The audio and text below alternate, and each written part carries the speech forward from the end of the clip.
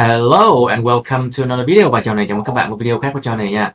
Ở video này mình sẽ sửa bài lần 2 cho học trò của mình ở cái bài Writing Test 2 và Test 2 của Cam 13 Academic nha các bạn. So in this video, I will correct the writing for my students the second time. Yes, I know. The first time was terrible. So this is the second time. And we are still working on writing test 2 of Cam 13, Cambridge 13 academic practice book. And as you can see, this is the essay here. Some people believe that nowadays we have too many choices. Một số người tin rằng ngày nay chúng ta có quá nhiều lựa chọn. Quá nhiều lựa chọn chứ không phải là nhiều lựa chọn nha các bạn. Well, too many choices is different from having many choices. Be careful, because when they say have too many choices, it means that they imply that it's a bad thing. Nếu mà người ta nói là có quá nhiều lựa chọn, tức là người ta muốn hàm ý là một cái điều mà có hại. Chứ nếu người ta nói là ngày nay chúng ta có nhiều lựa chọn, thì đó là một cái điều mà trung tính, nó không tệ cũng không tốt. Cho nên là nếu mà basically if they say we have many choices, it's a neutral tone, so they imply a neutral thing. It's not bad, it's not good either. So be careful, read the question very well. Đọc cái câu hỏi thật là kỹ nha các bạn. Từng cái chữ nhỏ một nó có thể gây ảnh hưởng cái nghĩa của cái câu hỏi. Every little word can affect the meaning of your question and can lead you astray. Và có thể cho các bạn đi trật hướng mà kinh khủng luôn á. And this is one of the essay like that.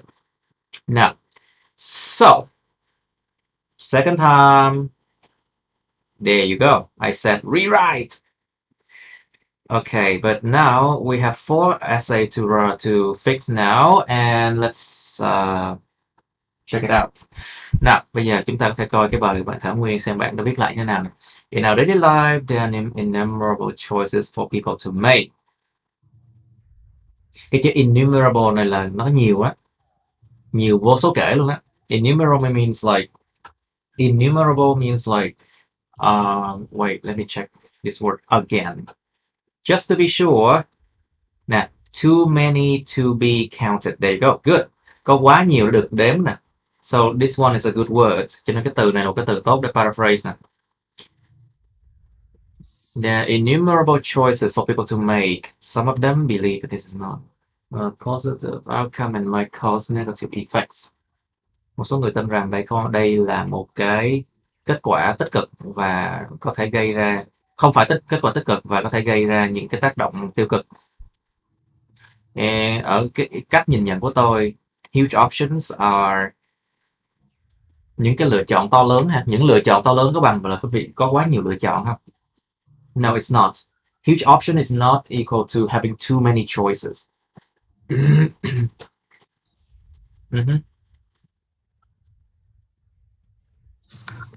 Chúng ta có thể nói là cái chuyện mà phải đối mặt với nhiều lựa chọn quá. In my point of view, having to face more options than being able to handle. Nào các bạn thấy không có chủ ngữ nào luôn. So basically there's no subject in here, there's no real subject in here, no personal pronouns, không có đại từ nhân xưng luôn. Cái chuyện mà phải đối mặt với nhiều lựa chọn hơn là cái chuyện có thể xử lý được. Having more options than being able to handle.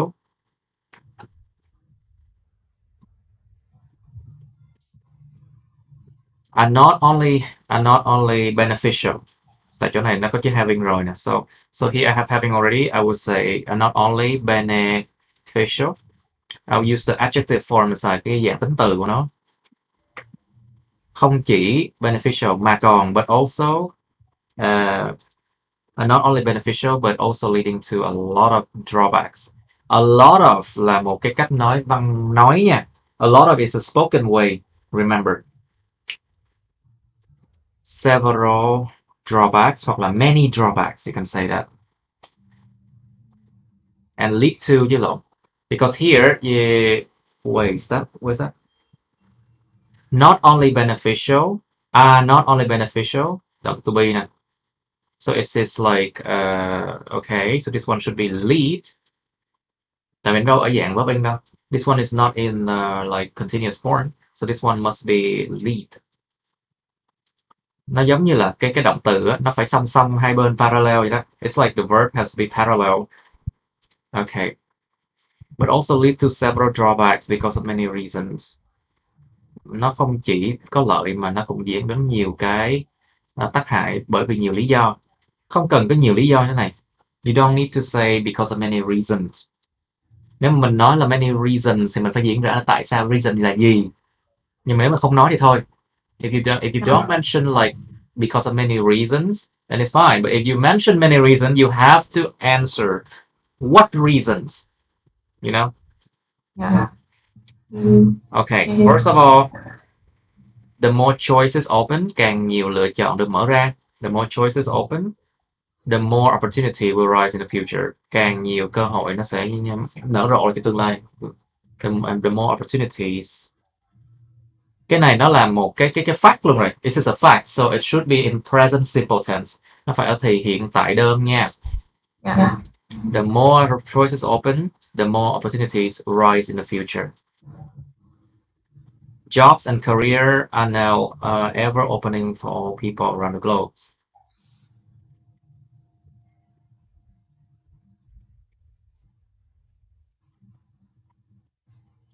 Càng ngày càng mở rộng á, now ever opening. Người ta nói là jobs and career are ever opening thì ổn, chứ không phải là are now ever opening. Now, how can I say?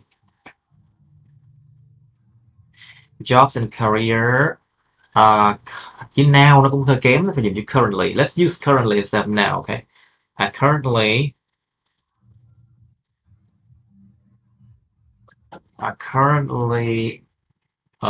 open for all people around the globe.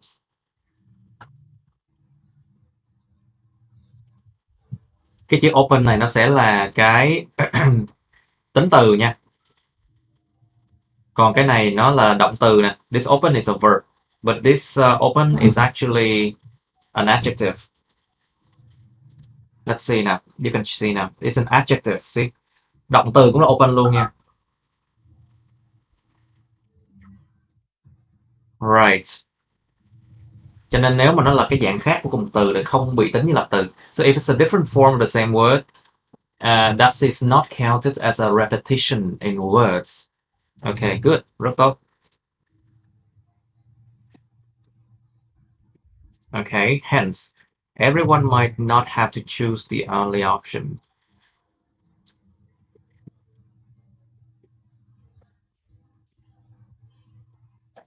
Have to choose the only option. Mọi người có thể là không phải chọn cái lựa chọn duy nhất. Might not have to choose the only option. For instance, all students in grade 12 in Vietnam are eligible là phải chịu trách nhiệm, giống như là có nghĩa vụ eligible to apply to, không phải nghĩa vụ mà là eligible là có khả năng, có thể giống như là được chấp nhận để mà apply cho bất kỳ cái đại học nào mà they have dream of. Tránh mấy cái đại từ nhân xưng nha. Try to avoid personal pronouns, okay? Yeah. Apply to any university of choice. Bất kỳ cái đại học nào mà lựa chọn. Bất kỳ cái đại học nào mà lựa chọn. Any university of choice. Choice. Which helps them. Any university of choice. Which helps to make their future. Ok. Nói chung là né được bao nhiêu thì né thôi. Nhưng mà đôi khi vẫn phải có những đại từ nhân xưng như thế này cho nó rõ nghĩa. Which helps, it's like, I try to avoid personal pronouns, but sometimes you just have to have it. You know, sometimes you can't just avoid it. Which helps to make their future career prospect more promising. Okay. Okay, so this is an advantage. Cái này là một cái điểm có lợi nè. Right, and now second of all, beside advantages, beside the advantages mentioned above, đằng bên cạnh những cái ích lợi mà được nêu lên ở bên trên, there are also such disadvantages, thì cũng có những cái bất lợi như thế. There are also such disadvantages. Thì cái chữ such này á, nó có làm thay đổi nghĩa của cái câu không, của cái đoạn không các bạn? Cũng có những cái bất lợi như thế. What do you mean? Nhiều bất lợi. Nhiều bất lợi, nhưng mà cái bất lợi nếu mà thêm chữ such gì đó, có phải là nó bất lợi, nó tập trung vào những cái mảng mà em vừa mới nói cái lợi không? So if you say there are such disadvantages, it means that you are trying to imply that the disadvantages is also on the fields of the advantages. So it's like you talk about advantages in this field and that one, but the disadvantages is also in the same place, right? Then you use such. Do you understand what I mean? Yeah. Cho nên là just delete it. There also are disadvantages. Living among a lot of options. Sống giữa rất là nhiều, a lot of nữa nè. Living among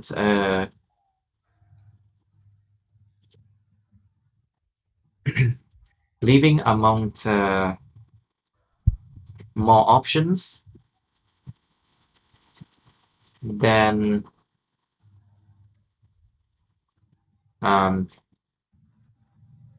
necessary. More option than necessary. Living among more option. Living among sống giữa nhiều lựa chọn hơn cần thiết ha. Người ta nói là có nhiều lựa chọn hơn cần thiết chứ. Let's just say having, okay, having more option than necessary.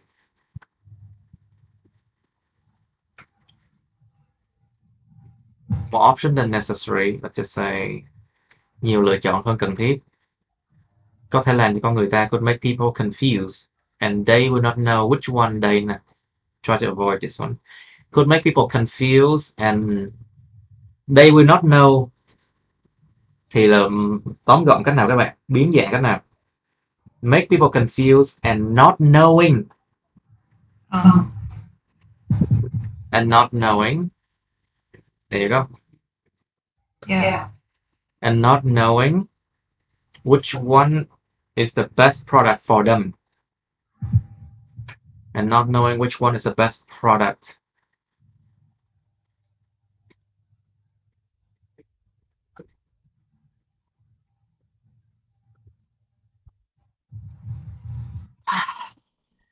Yes, for them. It's fine. Which one is the best product là được. Là có nhiều lựa chọn hơn cần thiết có thể làm cho con người ta bị rối và không có biết được cái nào là sản phẩm tốt nhất. Không có cần cho họ nữa. You know, you don't need to have for them anyway. It's the best product. For example, one day you, oh my god. Không biết chữ là One day có thể ghi là một ngày có một cái gì đó, có một quảng cáo trên TV, thay vì ghi là một ngày người ta thấy một quảng cáo TV. One day, for example, one day there might be, có thể có một một quảng cáo về thuốc đánh răng trên TV, on television, on TV, phải. But another day, nhưng một ngày khác, but another day when going shopping, you, oh my god, khi mà đi mua sắm đi,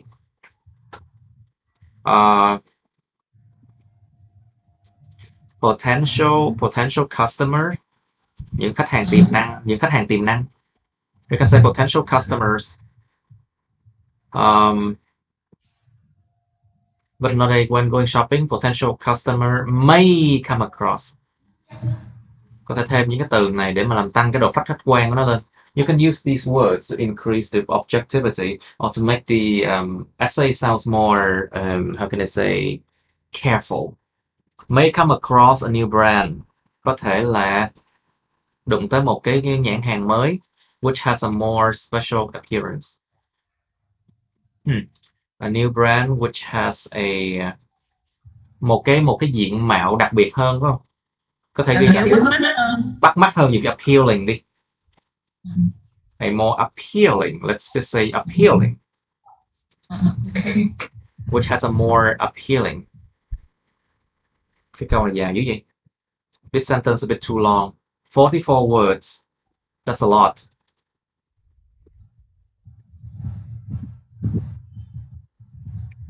Then the old one, and you will wonder which is better. Rồi, chết rồi. Này là văn nói nè. You will wonder which is better. A new brand which has a more appealing appearance than the old one. And làm sao mà biến cái này thành cái dạng mà bỏ cái you đi các bạn? How can we eliminate you here? And wonder. And wonder. Hoặc là họ có thể là họ think twice, họ sẽ nghĩ lần hai á, họ sẽ nghĩ lại á. You can say like they think twice and then they how can I say, than the old ones, and might hesitate. And might hesitate. Nè, một ngày có thể có một quảng cáo về thuốc cái kem đánh răng trên TV, nhưng mà một ngày khác khi mà đi mua sắm, cái khách hàng tiềm năng có thể come across, gặp một cái nhãn hàng mới mà nó có một cái diện mạo hấp dẫn hơn là cái cũ, và có thể họ ngại ngùng and might hesitate to buy it. And might hesitate to purchase it. Có thể là might hesitate to purchase it. Okay. Tại cái chỗ này nè, em coi nè, potential customer là động từ chính, là cái chủ ngữ chính nè. This is the main subject here. May come across a new brand until here. Đó là một cái vế của động từ come nè. Và cái này là vế 2 nè. This is a second part. Hesitate is a second verb. The first verb is come across, you know. Hai động từ. Thứ nhất come across, thứ hai là hesitate nè. Okay. It's there's like two parts. This is the main subject, and this one has the main verb of come across, and this one has the main verb hesitate. Okay, this proves that we humans, let's just say human beings, let's say human beings are constantly attracted by the changes around us. Điều này minh chứng rằng con người thì liên tục bị ảnh hưởng, bị hấp dẫn bởi những cái sự thay đổi xung quanh chúng ta. Mà chúng ta nè, by the surrounding changes. Let's say by the changes in the environment, in the surrounding environment. Bởi những sự thay đổi trong môi trường xung quanh. Nghe ổn không? Right, it sounds much better. Okay, 88 here, 88. And then let me check the word count để coi thử cái lượng từ coi có ổn không đó. Oh my god, 247, thiếu mất 3 chữ. Like, okay, I think maybe I can write one more sentence here. Có thể là viết thêm một cái câu ở đây. Okay.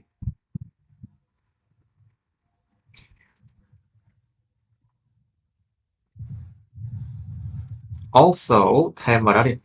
Hoặc là moreover.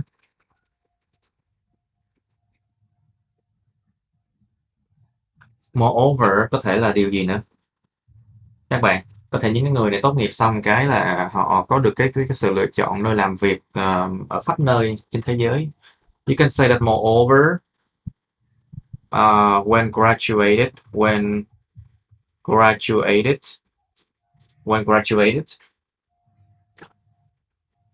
those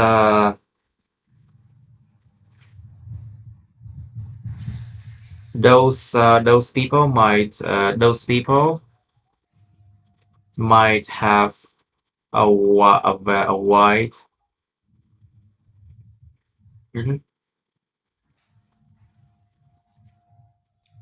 have a wide array of options in the work market, trong thị trường lao động. Tuy nhiên khi mà thêm vào đó, khi mà tốt nghiệp, những người này có thể có một cái sự lựa chọn, những cái phạm vi rất là rộng lớn những lựa chọn trong thị trường làm việc, in the work market, in the job market. Let's just say what a job market, sorry, in the job market. Either no. Let's just stop here.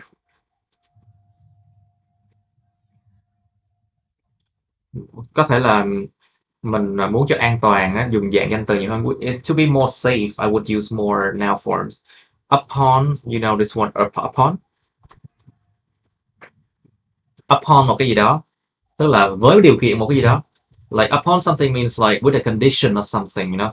So upon graduation, I use the noun form here, dùng cái dạng danh từ đó nè. Right.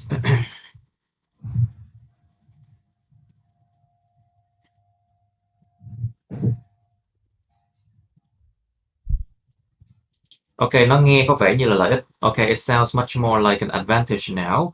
And if you check the word count, you can see this one is like, oh my god, 263, 263. Okay, and now in conclusion, considering both pros and cons, of course, trời, of course nữa. tất nhiên là đôi khi, tất nhiên là không có gì tất nhiên á em, thiệt luôn á. Viết văn là nó phải mang tính gì, khách quan, không thể nào kêu là người ta sẽ thì đương nhiên rồi, cái này dễ nhìn thấy quá mà, là chết rồi. Viết văn mà vậy là chết rồi, trời ơi. Không có gì hiển nhiên á em, hiển nhiên thì không có đọc, không thể đọc bài của em đâu. Hiển nhiên thì ta đọc làm cái gì, đúng không, right? Right. Cho nên là khi mà viết á, mình phải hiểu một điều, đó là phải viết làm sao cho nó trung lập, viết làm sao cho nó nghe nó khách quan, không phải trung lập mà khách quan mới đúng. Ok, đừng có ghi là dễ nhìn thấy quá mà, đương nhiên rồi, rồi xong. Like I was trying to explain to her, like when you do your essay, don't say it's obvious, or of course something is obvious, of course, because nothing is actually obvious. If it was obvious, why do people need to read your essay, right? Yeah. Okay. Considering both pros and cons, sometimes individual might make a wrong choice. Trời ơi, just trust your guts nữa trời. Văn nói nè, this is another one like spoken language, okay. Và nó không có cần thiết. The whole thing here is very spoken language. Ngôn ngữ nói luôn nè, yeah. Nhưng mà cái đoạn cuối này nó lại rất lạc, tại sao? Nói về cái chuyện mà make a wrong choice. It's very off topic, rất off topic luôn á, rất là lạc đề luôn á. Tại vì cái đề nó đang tập trung vào chuyện có quá nhiều lựa chọn, chứ không phải là tập trung vào cái chuyện mà chọn sai lầm. Cho nên em viết cái conclusion là sai rồi. Viết lại cái conclusion nhé. Try to rewrite the conclusion, okay? Now, so Mr. Đức, your turn. Approach. Okay, there are subtle differences. Okay, let me count first. 252, 252. Okay. Có những sự khác nhau khá là subtle, là không dễ nhìn thấy, nó có ẩn chứa, đúng không Đức? Like subtle means like it's not too obvious. It's like under the table, underground, something like that. There are subtle differences between the past and the modern world. Many people in this era are complaining that going shopping is time consuming because there are more options that people can comprehend. Có nhiều lựa chọn hơn con người ta có thể hiểu được là sao? có nhiều lựa chọn hơn là con người ta có thể nắm được, có thể comprehend is not really a nice word to say here. Và em đang tập trung vào cái chuyện going shopping chứ em không có nói về chung chung như là cái đề bài nó yêu cầu. So basically you are going in details about going shopping only. This is a situation you are trying to write. You're trying to narrow it down, but that is not what the question want you to in the opening, okay? Em paraphrase là thất bại rồi. This paraphrasing is a bit failing, yeah? Because why? The questions say having too many choices, but they did not go into details. Cái câu hỏi đâu có đi vô chi tiết là có quá nhiều lựa chọn về cái gì đâu. Cho nên làm ơn please, cái mở bài chỉ là ráng đi theo càng sát cái tinh thần của đề bài càng tốt nha. Try to follow the question as close as you can, okay?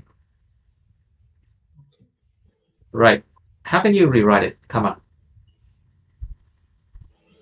Viết lại xem nào. No. You don't understand. Em không hiểu rồi. Cái chỗ này, cái khúc going shopping rồi tự nhiên em đi vào chi tiết làm cái gì? Cái đề bài nó có nói cái chuyện going shopping không? Không hề. Không, là cái many is time consuming.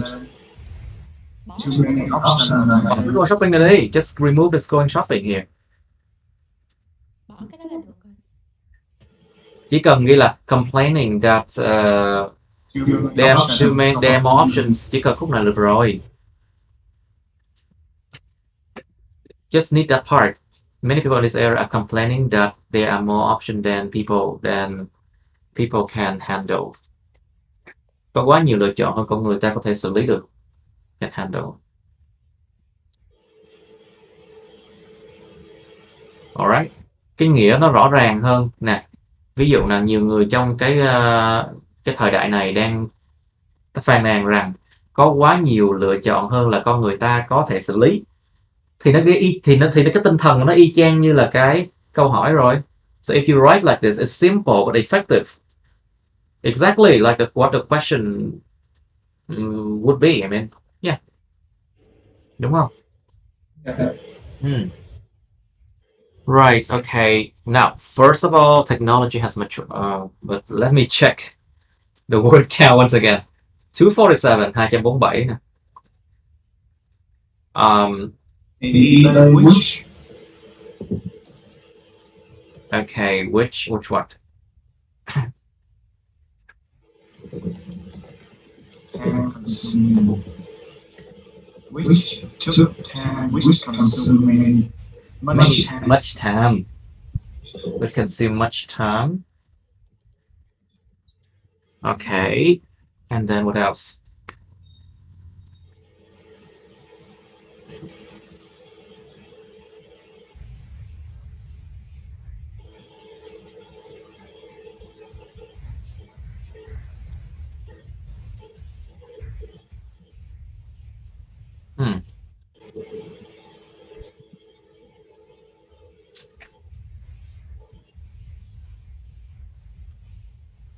Which consume much time. Okay, which consume much time is fine. Or you can say which is time consuming. Nhưng mà càng nhiều chữ thì là ổn hơn thôi. Tại vì nó cũng khở là this one is like 252. 252. Okay, first of all, technology has matured considerably over the past decade, which also influences customers' habits. Công nghệ nó đã trưởng thành, nó phát triển trưởng thành rất là nhiều trong vòng cái thập kỷ vừa qua, mà nó cũng ảnh hưởng đến cái thói quen của khách hàng. Thói quen gì em? Thói quen gì? Shopping habit. Customers shopping habits, okay? Tại vì nói habits không thì là đâu biết được habits gì. Right, what kind of habits? It's shopping habits, right? Many corporations have built an online system for them. nhiều tập đoàn đã xây dựng lên một cái hệ thống trực tuyến cho cái nhu cầu của người tiêu dùng mà mà người này là họ mong muốn cái sự convenience, cái sự mà tiện dụng và quality product, và một cái sản phẩm có chất lượng. Số nhiều đi. And quality products, because there are many products, many consumers, right? Số nhiều nè. Số nhiều nè. Yep. So, for example, people could order food or book a taxi with some simple manipulation. What do you mean manipulation? Manipulation là một cái từ mang nghĩa xấu nha. It's a word that has a negative meaning, okay? Em muốn kia là cử chỉ nữa. Gesture. Some simple gesture. Nhưng em tưởng gesture là dùng cho nhân viên, em dùng gesture, cử chỉ của cơ thể. Like, let's say, gesture is like used for movement of body. But what you're trying to say with a simple click, right? yes. With some simple push of a button. Nhấn một cái nút ha. A food or book a taxi with a simple push of a button on smartphone, trên điện thoại thông minh. Ví dụ là con người ta có thể order đồ ăn, để có thể đặt đồ ăn, hoặc là book taxi với một cái nhấn nút mà rất đơn giản thôi. Okay, can you give me a moment? Just a moment to explain. Okay, back. Now, với một cái nút với một cái sự nhấn nút mà đơn thuần ở trên smartphone thôi, push a button on smartphones. However, since customers are getting many incentives from businesses, they are standing in a boundary of confusion. Vì khách hàng đang nhận được nhiều lợi ích từ những doanh nghiệp, họ đang đứng ở trong một cái sự confusion, là cái sự mà rối rất là lớn luôn, a boundary of confusion. Yeah. Right. Is that the advantages? No, this is disadvantage. This is advantage, okay. Nhưng mà cái khúc này là disadvantages. So this one is like disadvantage for me. Yeah.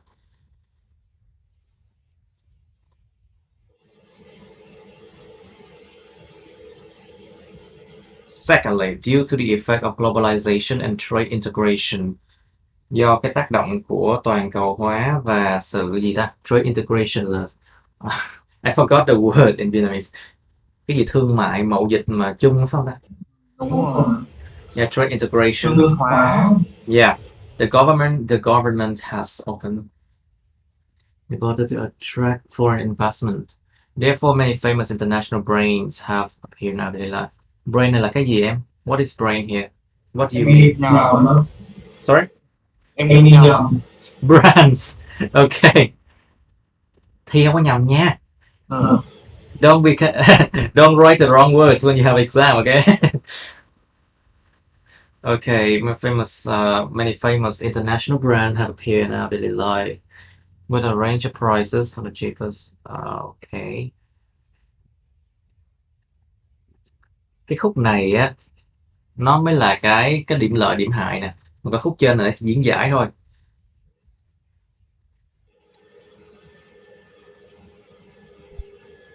Well, this part is basically, okay, you are saying, okay, this is a situation, what's happening right now. Yes, but then this part is like advantages for shopaholics, but disadvantage for grumpy customer. Okay. I see. Vậy cuối cùng lại muốn hỏi không? Well, but only this part is like a little bit of advantages and a little bit of disadvantage here. Last but not least, with the support of advanced. Cái chữ last but not least này nên dành cho cái câu cuối cùng của cái đoạn thân bài nha. I think last but not least, you should use it for the last sentence of the body, okay? Let's just say lastly. Lastly, there are endless advertisement for a new product, which is not a challenge for a homely and beautiful person. Với sự ủng hộ của truyền thông cao cấp hả? What do you mean advanced media?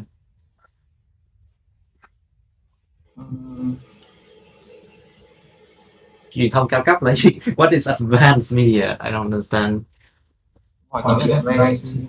So with the support of mass media, of the mass media, truyền thông đại chúng á.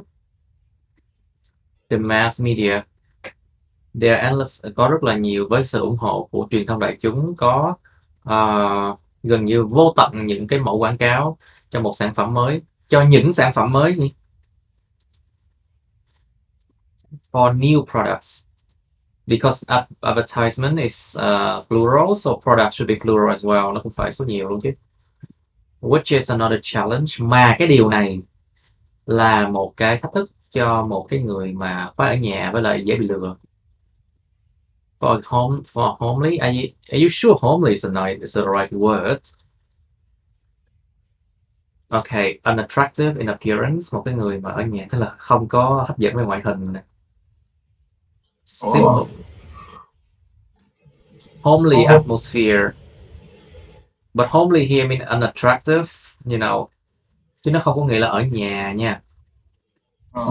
It doesn't mean like a person who stay at home all day, you know. For a let's say home oriented. Một cái người mà hay gọi là hướng về trong nhà á. Home oriented and gullible person.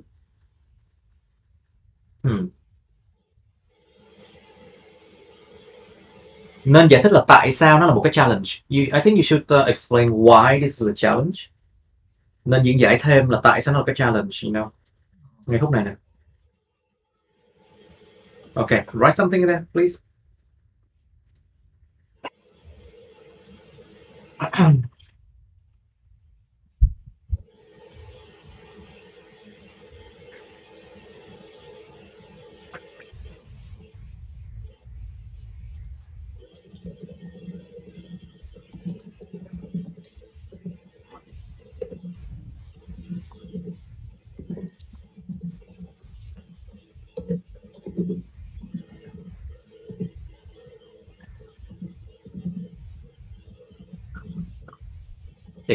Expect.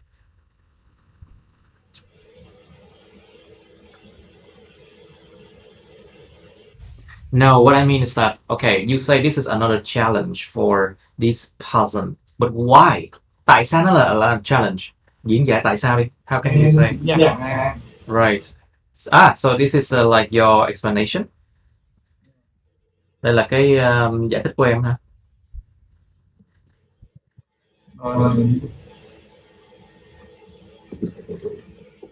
Okay, continue. I want to see. Therefore có e. Therefore with e, you know. With e.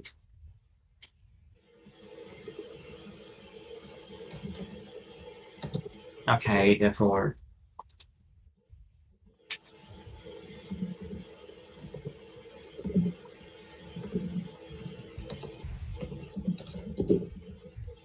Are vulnerable to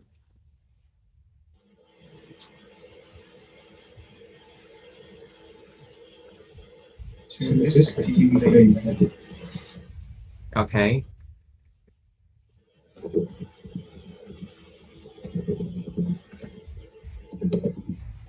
These type of people are vulnerable to false advertising. Let's just say false advertising. Sorry. Nó có một cái từ là false advertising là quảng cáo láo á. Fraud là lừa đảo nặng lắm nha. So basically fraud is something that's very, very serious.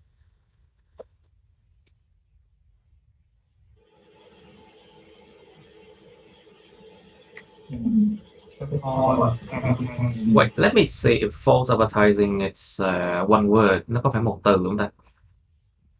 Is that? Let me check. Oxford.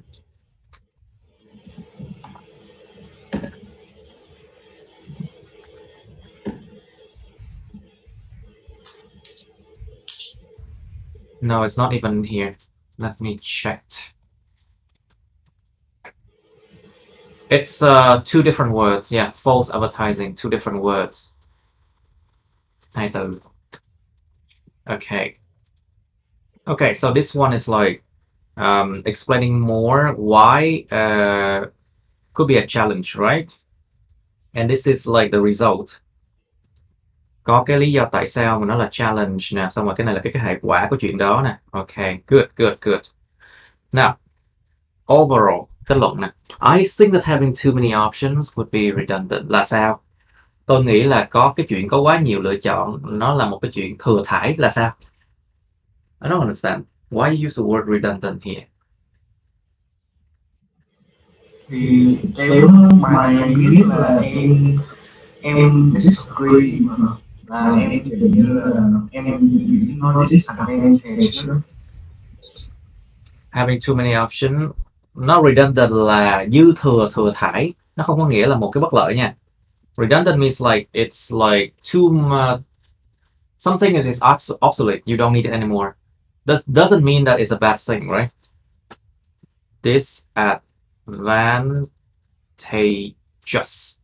Disadvantages would be disadvantages. I believe it would be better. Tôi tin rằng mấy chữ I luôn nè. I think that là rất văn nói nè. This is very spoken language. Be careful. Overall, it appears that. Có vẻ như rằng. Đó, bỏ với chữ I đó. So I remove one I and I said it appears that. Nghe có vẻ nó cẩn thận hơn không? Có vẻ như rằng. It sounds much more careful now. It's appeared that having too many options would be disadvantageous. Bỏ này sao nè? Therefore, it would be better. Vì thế, nó sẽ tốt hơn để mà cải thiện cái chất lượng. Thay vì là tập trung vào gia tăng cái chủng loại hàng hóa. Nhưng mà ai làm điều này? Who actually do this? Companies, right? Yes. Nhưng mà nên tập trung vào cái chuyện mà con người nha, chứ đừng có tập trung vào cái chuyện mà các công ty làm thế nào, nên làm thế nào như đó. Nên làm thế nào vậy? So I think you should focus on like the effect on the people. You know, what should the people do? Right. It would be better for companies. Let's just say companies to improve quality, then focus on increasing the variety of goods, products. Cuối cùng là life would be more complex. Cuối cùng là cuộc sống sẽ trở nên thoải mái hơn nếu mọi thứ đều là đơn giản hóa. Ủa, cái câu này nó có tác dụng gì? What is the reason why this sentence even here? Just to fill in the 250 limits. Oh my god. Nhưng mà nếu mà cho dư thừa như vậy bị trừ điểm nha. Tại vì cái câu nó không có mục đích nào cả. If the sentence serves no purpose, then you get a deduction in what?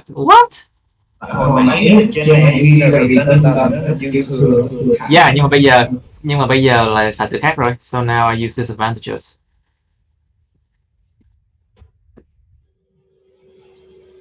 Ok, thêm câu đi, con người ta nên sống sao chẳng hạn. Let's focus on the people, okay? Like, okay, if life has been more comfortable, if everything has simplified, so what should people do? Because the question they focus on, people has said that they have so many choices, too many choices. So the main focus here is people and too many choices, you know? Cái tập trung chủ yếu của câu của cái bài này nó là con người, ảnh hưởng con người như thế nào khi mà có quá nhiều lựa chọn, chứ không phải là công ty, công teo gì nữa. you know.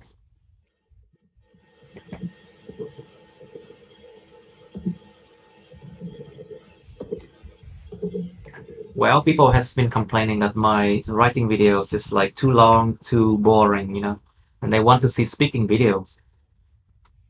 But I'm like, what for? Is it actually helping you? No, it doesn't. Có cái chuyện mà có speaking nhiều quá mà không có writing, không ai chưa làm về writing mà đàng hoàng đó,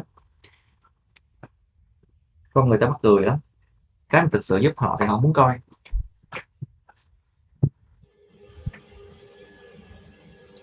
Well, anyway, fine. Okay, let's go on with Miss New now. In the 21st century, the development of technology might help to expand production around the world. Therefore, people seem to have too many options in their life. Một cái cách paraphrase vừa đơn giản mà vừa rất hiệu quả. Y chang như là trong đề mình muốn đó nè. So this one is like simple but effective paraphrasing here. There you go, too many options. Firstly, the development of technology gives people a variety of products. There are too many items that might lead people to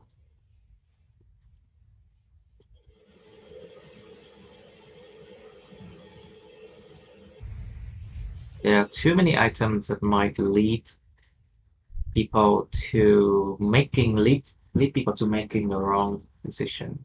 Lead people to make, yeah. Lead people to make a wrong decision. Let's just say there are more than one decision, right? Con người là số nhiều mà. So people is like actually plural.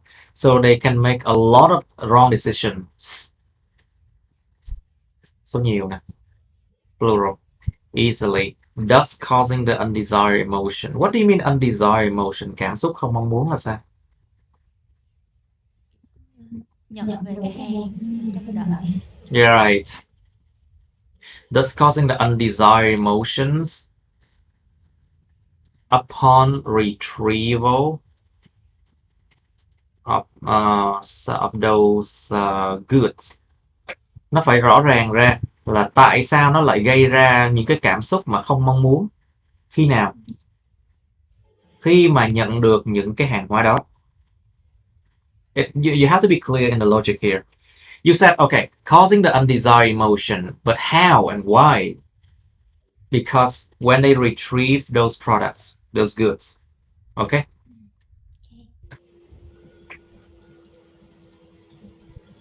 Okay.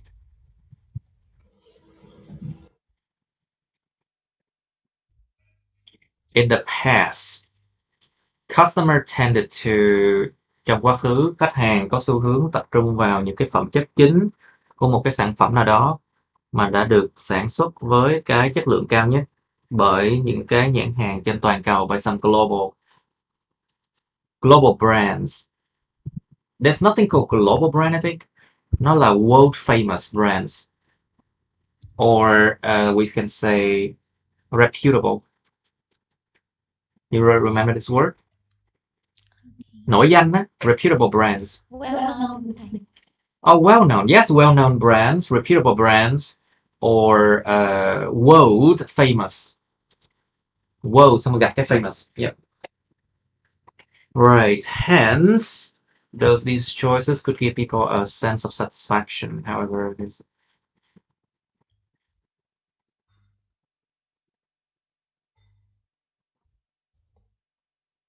Technology product là sai rồi, là thua rồi. Technological products. Technological products, những cái sản phẩm công nghệ. It's technological. Manufactured by new brands, lặp lại chữ brand nè. By new.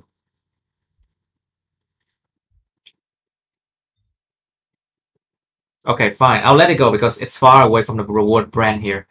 Nó khá là xa với cái chữ brand cũ này. Okay. Instead of choosing the previous well-known brand, the previously trạng từ, xong cái này là tính từ nè, xong cái này danh từ nè.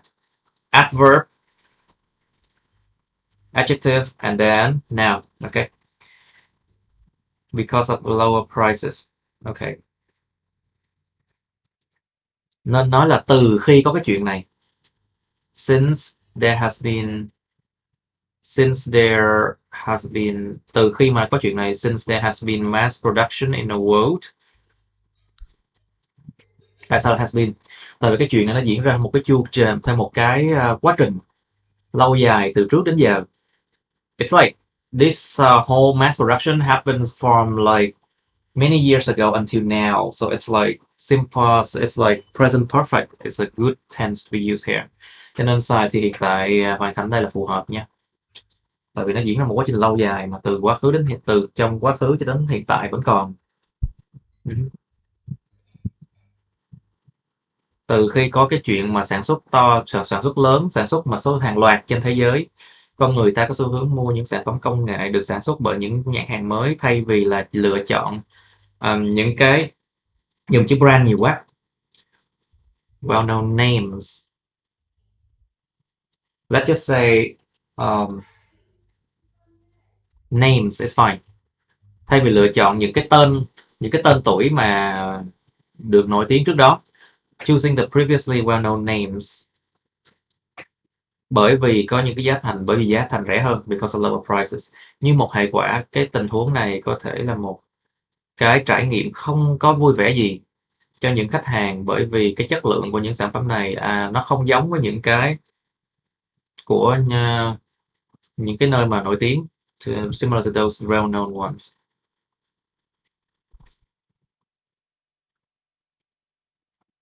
Okay. Okay, so you're talking a lot about like the disadvantages, right? 127 lần. 127 is a lot. I think you should separate this one. Em chia cắt cái chỗ này ra hai đoạn đi, thầy nghĩ là ổn hơn á. Sanders speaking ourselves.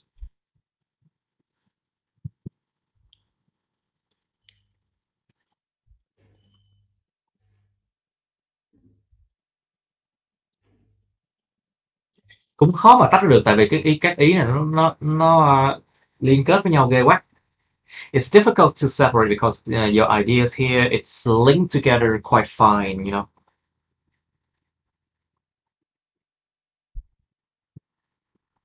I think here I can just make it like this.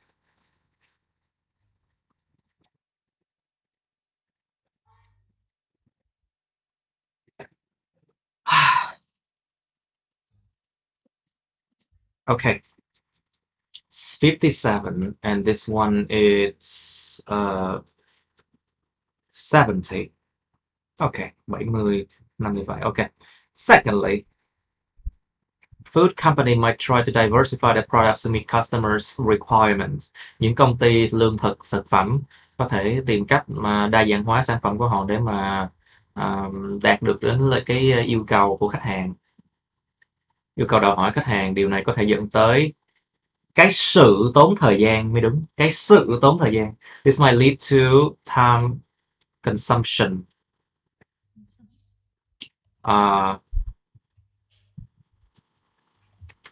Might lead to time consumption. Dẫn tới một cái sự gì đó. It leads to a noun, you know. Dẫn tới một cái danh từ. It might lead to time consumption for people.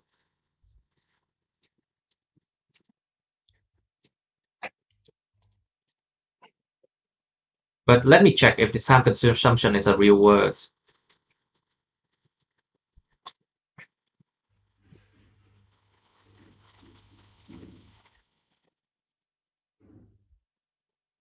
No, I don't think it's a real word. Time consuming is word. Có thể biết time consumption có thật không? No, there's nothing like that. Nó là tính từ thôi. So there's only like adjective here, so I have to keep it. That might lead to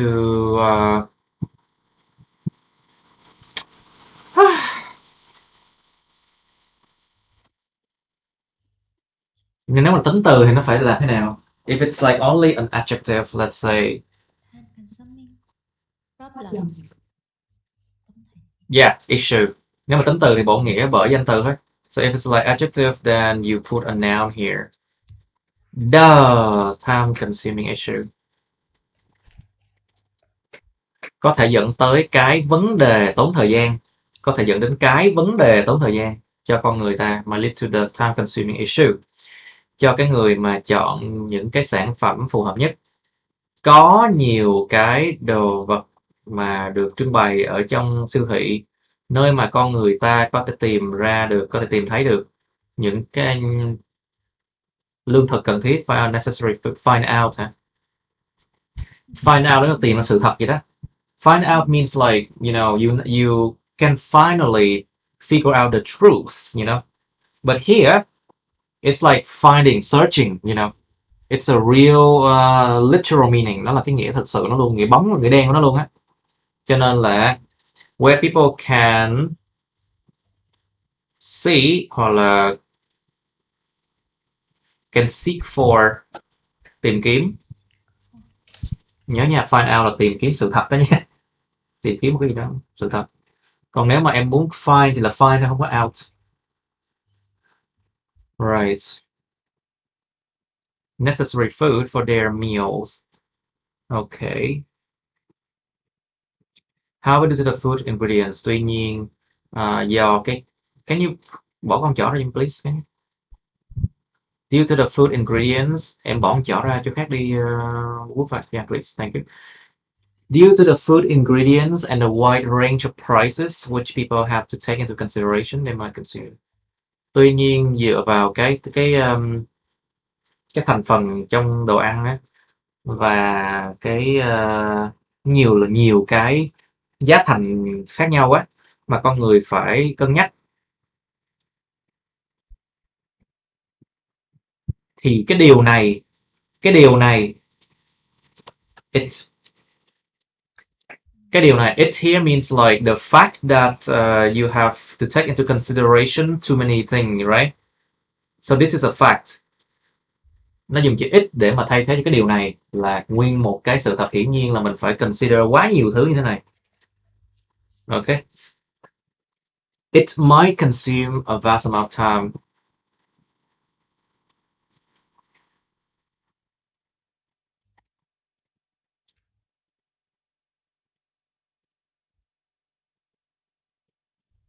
For comparison, để so sánh, phải không? It might consume a vast amount of time for comparison. Okay.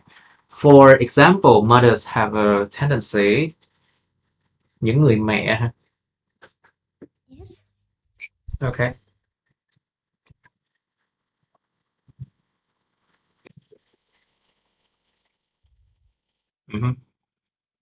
Những người mẹ có xu hướng là mua những sản phẩm mà có ít cái chất phụ gia hơn cho trẻ nhỏ của họ, thì là cái giá thành là nó có nhiều xu hướng là được cân nhắc ngay lúc đầu luôn, in the first place.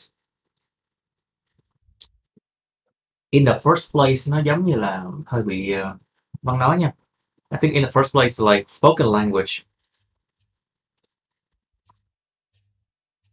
Ủa, nhưng mà hai vế này nó chọi nhau nè.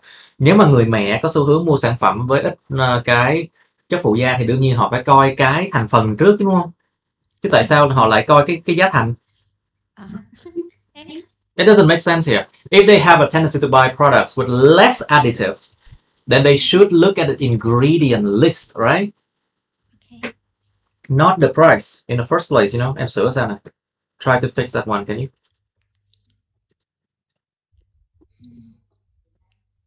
Fix luôn. Yeah. Try to fix this one.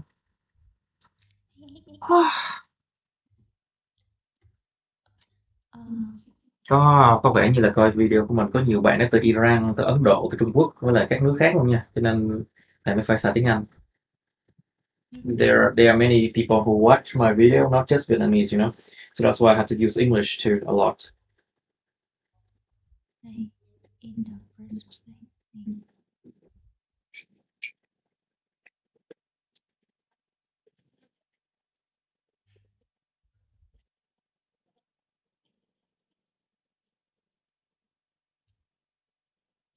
In the first place.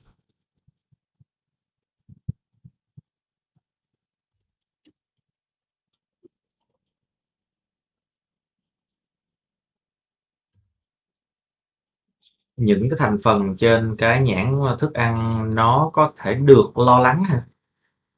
Might be the matter of concern thì đúng hơn, là vấn đề lo lắng. Might be the matter of concern. Might be a matter of concern. Sorry, a matter of concern, một vấn đề lo lắng.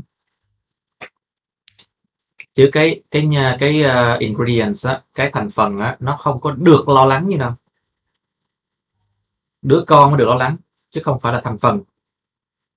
Như nào.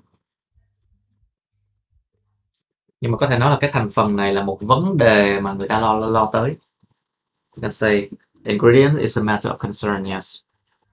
But you don't say that ingredient is concerned, you know. The baby is concerned by the mother, not the ingredient is concerned by the mother, okay? Might be a matter of concern and they might need to understand the meaning of every single ingredient in the first place. Và họ cần phải hiểu được cái ý nghĩa của bất kỳ một cái nguyên liệu đơn lẻ nào in the first place.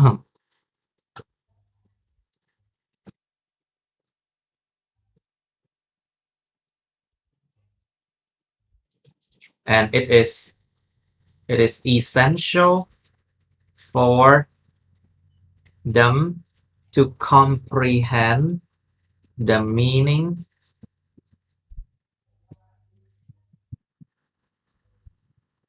và rất là tối quan trọng cho họ để mà hiểu sâu được cái ý nghĩa. Cái ý nghĩa là gì? Đang nói về ingredients. We're talking about ingredients on food labels now. So in this sentence, I don't have to write anything more. Cái câu này mình đang nói về cái thành phần trên nhãn thức ăn đúng không? Cho nên cái câu này mình không cần nói thêm là hiểu được cái ý nghĩa của cái gì như nào. To comprehend the meanings. The meaning, sorry. Moreover, also finishing this comparison, sau khi mà hoàn thành cái sự so sánh này, thì giá thành sẽ có xu hướng để được cân nhắc hơn. Vì thế, mua một cái sản phẩm có thể là tốn con người nửa tiếng đồng hồ để lựa chọn.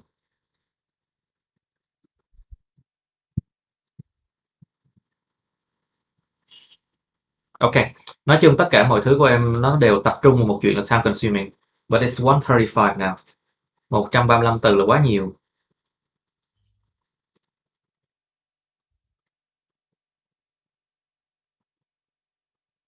Thực sự là cái ví dụ này liệu là nó có cần thiết không? Is this example even needed? You don't. Thử nè. If I delete it, then the whole essay still look fine. This paragraph still look fine. Nếu thầy bỏ nó đi thì cả một cái đoạn này nó vẫn nhìn rất là ổn luôn á. Tại vì cái logic nó vẫn flow nè. The logic still flow very well if I delete your examples, you know.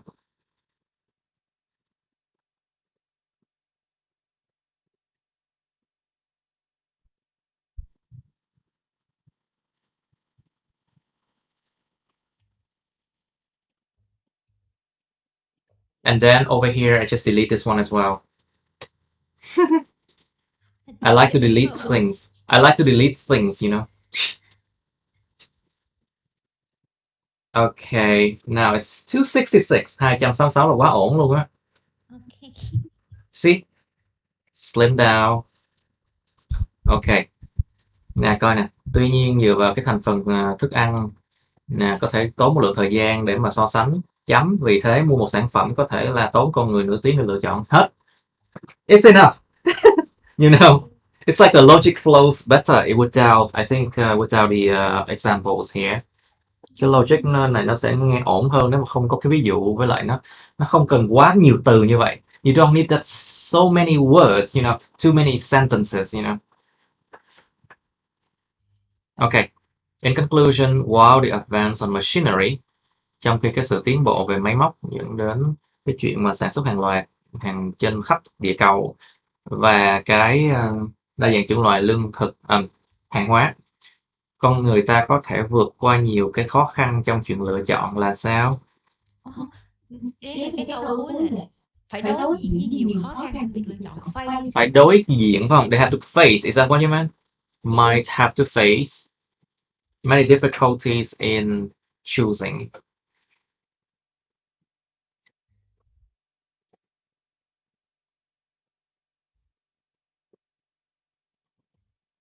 In their choice. Let's just say in their choice. Sounds better. Trong sự lựa chọn của họ. In that choice sounds better.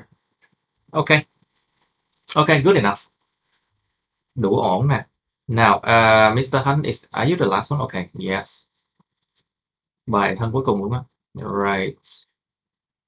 Now, this is 287, 287. Okay, good. Now, it is arguable that individuals of the current era have an area of option to choose from. Okay. Cái câu an area of option doesn't mean too many choice, you know. Nó cũng không có nghĩa là có quá nhiều lựa chọn, cho nên là sao? So, have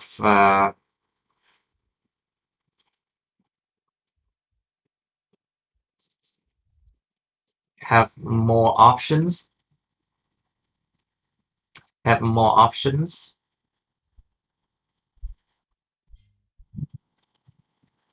than necessary. Nhiều lựa chọn hơn cần thiết. Have more options than necessary for their own life. Không cần phải to choose nữa. Tại vì sao? Đã là lựa chọn rồi thì là sẽ có chọn, you know. You know, more options than necessary is enough. It's too many choices, you know. Nhiều lựa chọn hơn cần thiết tức là quá nhiều. Và and if you have options here, it means people have to opt or to choose, right? So you don't have to have like to choose anymore. You don't need to choose anymore. Không cần cái động từ to choose nữa.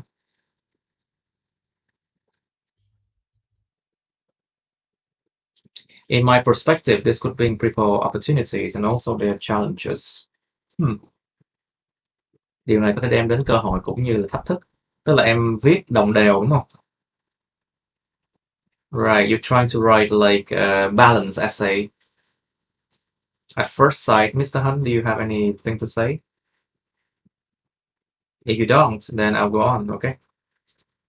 At first sight, this availability of choices, cái sự mà có mặt của những lựa chọn này,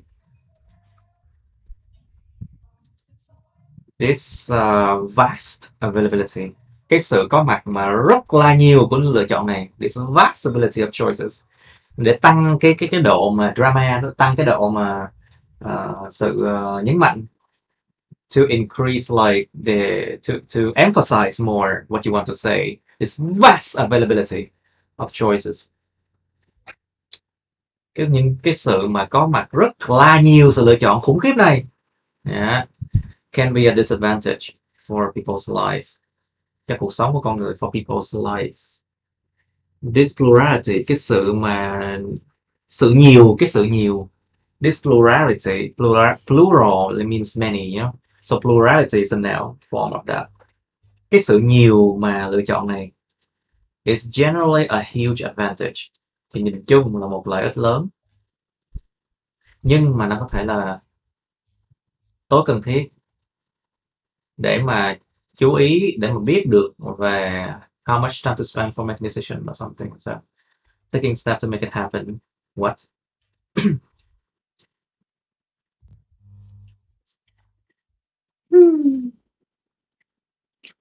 To be aware of something nha. To be aware of something. Of how much time to spend for making decision about something, về một cái gì đó. Cái IELTS là một cái văn nó bắt buộc phải rõ ràng về nghĩa nha các bạn, không phải là cái gì đó vân vân và vân vân là không được nha. No etc. Know about something, somewhere. You know, in IELTS writing, you have to be clear, okay? Phải rõ ràng, rành mạch, không có kiểu mà giống như là vân vân và vân vân, vân vân và vân vân. Mình ghi chữ vân vân và vân vân, nó tức là mình không muốn cho người ta biết nữa, mình mới ghi như thế. Và thứ nhì là nó có quá nhiều thứ để nói nhưng mà mình không muốn nói đến, mình mới nói là chữ vân vân và vân vân. So basically, when etc. We use etc. when like we really don't want people to know more of what we want to say. And the second reason is that there are too many things to say. But in IELTS writing, don't say etc. Okay? And don't say about something, you know. Bỏ đi. To spend for making decision instead of taking steps to make it happen. Thay vì là bắt đầu là có những bước để mà làm cho nó thể thành hiện thực.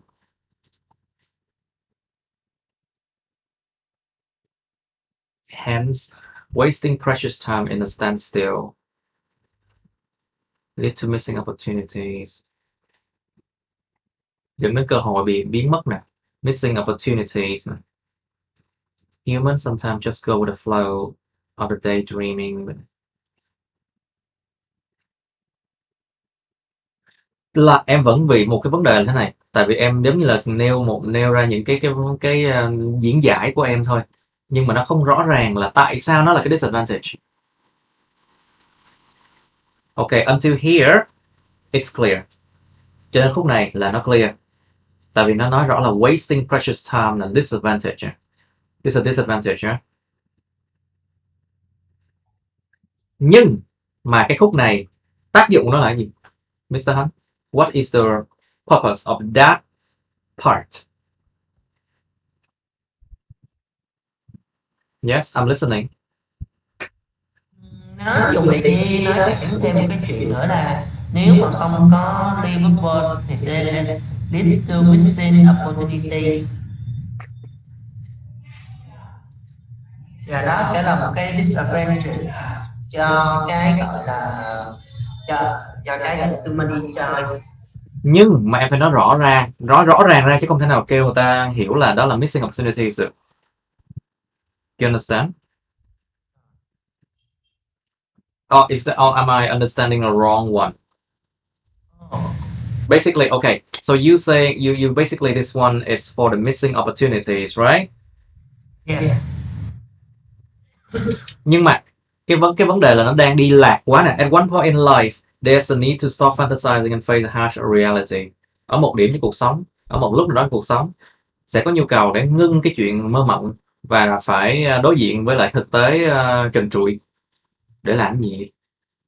What for? What is the reason of that sentence?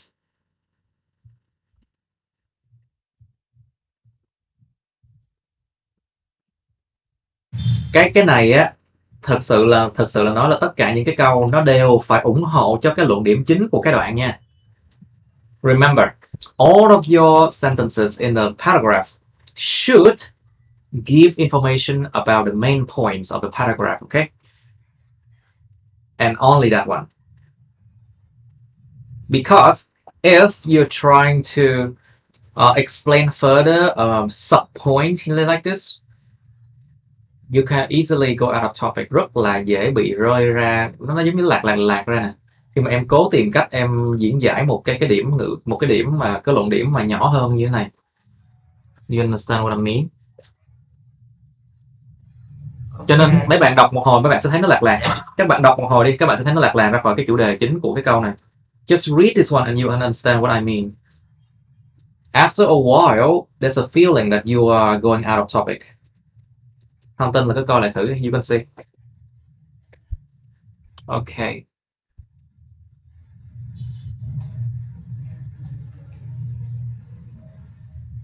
Nó giống như là cái A, cái luận điểm A, xong rồi em diễn giải bằng luận điểm B, xong rồi em muốn giải thích cái B em dùng cái C cái gì. Nhưng mà như vậy là em lạc cái khác rồi, bị lạc ra rồi. Không hiểu không? Hiểu.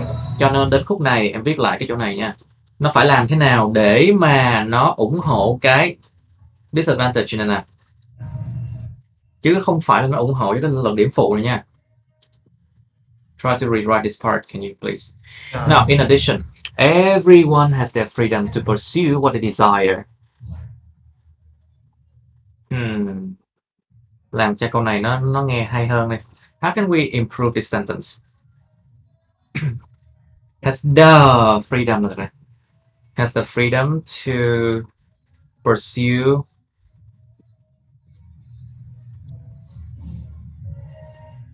has the freedom to pursue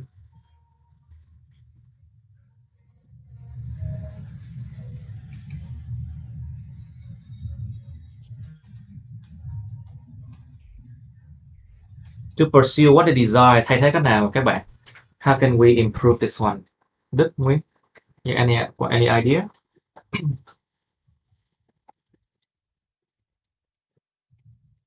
Đức với Nguyên, you have any idea how we can improve this one?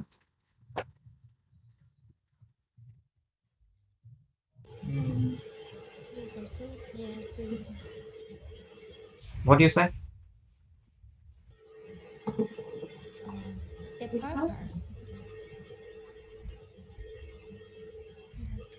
Everyone has the freedom to. Therefore, Therefore,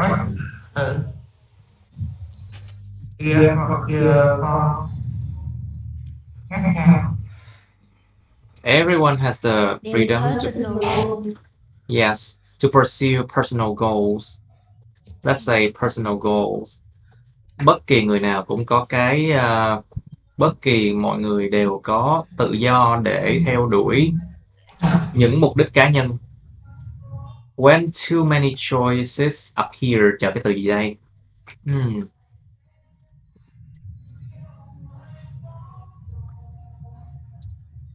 Khi mà có nhiều lựa chọn nó xuất hiện, when too many choices appeared, con người ta thường là bị led astray. I think led astray, ed, right? Is that? Let me check. There's nothing. Okay, wait. Is astray an adjective? I use that, but sometimes I don't remember. It's an adverb. Trạng từ hả? Oh yeah, led astray. Okay.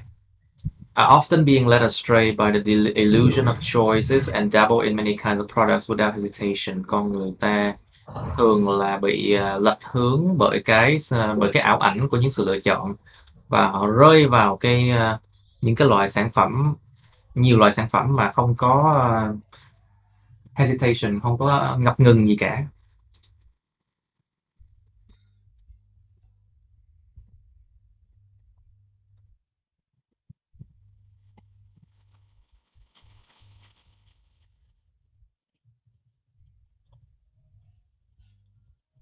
So is that your main purpose of this paragraph, Mr. Hunt? Đây có phải là cái luận điểm chính của câu của em không? Đúng rồi.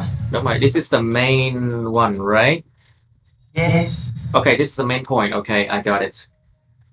Main point of this paragraph. Okay. With the development of social media and advertisement, more and more merchandise seem very attractive. Mình thay cho very bằng cách nào các bạn? Extremely. Yes, extremely attractive. Cái seem này chia thì gì? Các bạn chia ở như thế nào các bạn? More and more merchandise seems. The merchandise is plural. No, it's singular. See, merchandise. Goods to be bought. Merchandise. Nó là số ít nha.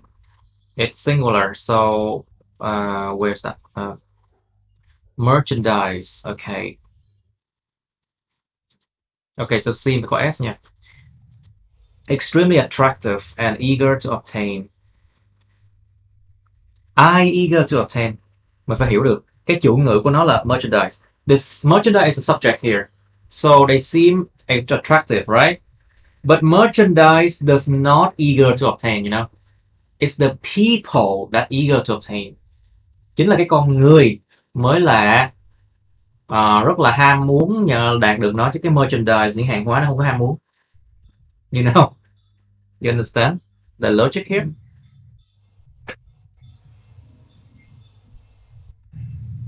And chỗ này không cần thiết lắm đâu. Extremely attractive, but not really necessary for people's life, for their life. Okay, but not necessary for their life. For instance, ví dụ, có nhiều cái loại đồ điện tử có mặt ở at recent, ở mặt hiện tại. Tất cả đều có cái all have their own marketing style target.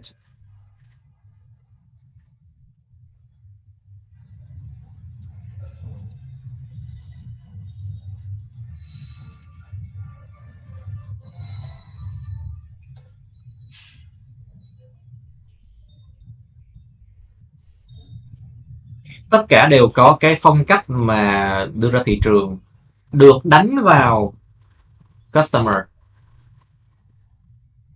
All have their own marketing style targeted to customer. Tại sao là dùng thể bị động đây các bạn? Why do I use like a passive form in here? Who can Bởi explain vì that? cái này nó được tạo ra để đánh vào. Cái marketing style thực sự là nó phải được con người tạo ra và được con Nó người được tạo lái để mà ra. đánh vào ai đó. Đúng không các bạn? Nó bị động chứ nó không có chủ động nó đánh vào customer được. Cái marketing style all have their own marketing style targeted to customer.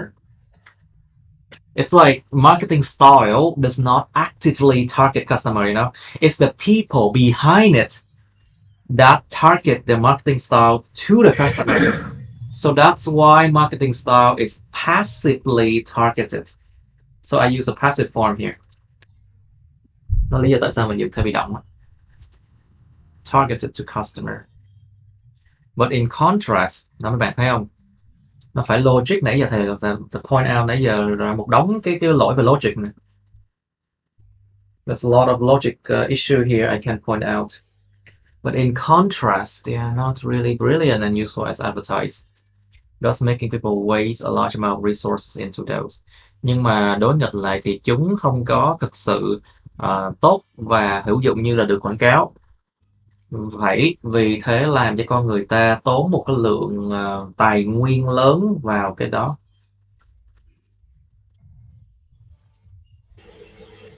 Ok, rất tốt. Tất cả những cái điều này nó đều là ủng hộ luận điểm chính. So all these things support the main point here. Very good.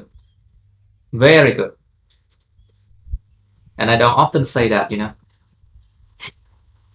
Thầy không có thường nói chữ very good lắm đâu. Now, in conclusion, having numerous options to choose from. Dùng chữ in numerous đi. Cái chữ in numerous là bằng chữ quá nhiều nè. In numerous mean too much. Too many. Option to choose from is not always beneficial and sometimes can be...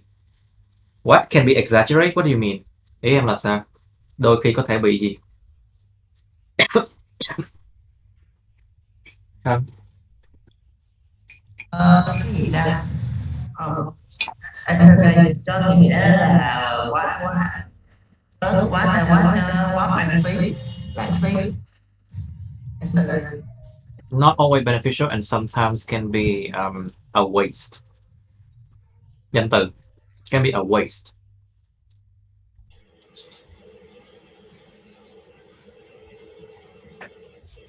Một sự lãng phí.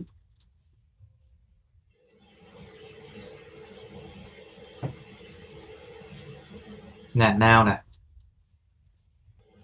Một sự lãng phí.